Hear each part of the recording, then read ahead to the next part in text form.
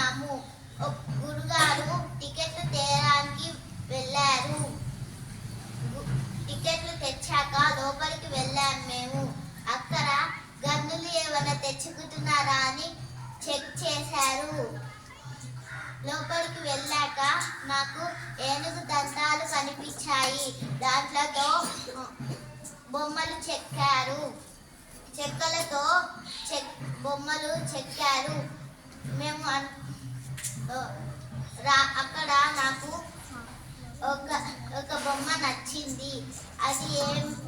అది కుక్కపిల్ల బొమ్మ. ఆ బొమ్మని చూస్తూ ఉంటే